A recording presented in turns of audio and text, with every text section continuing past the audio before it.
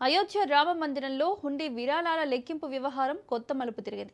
విరాళాల దుర్వినియోగం ఆరోపణలపై దర్యాప్తు కొనసాగుతున్న వేళ హుండీ లెక్కింపు సిబ్బందిలో భారీగా రాజీనామాలు చోటు చేసుకున్నాయి. ఒకప్పుడు 40 మంది వరకు ఉన్న సిబ్బందిలో ఇప్పటికే 20 మందికి పైగా రాజీనామా చేయగా ప్రస్తుతం కేవలం 12 మంది మాత్రమే విధుల్లో కొనసాగుతున్నారు.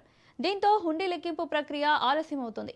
మరోవైపు లెక్కింపు కేంద్రంలో భద్రతను మరింత కట్టుదిట్టం చేసి ఉద్యోగులకు పలుమార్లు తనిఖీలు నిర్వహించిన తర్వాతే లోపలికి అనుమతిస్తున్నారు.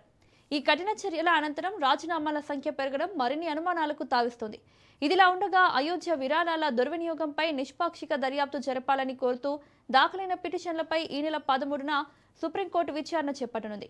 ఈ కేసును సిజేఐ జస్టిస్ సూర్యకాంత్ నేతృత్వంలోని ధర్మాసనం విచారించనుంది.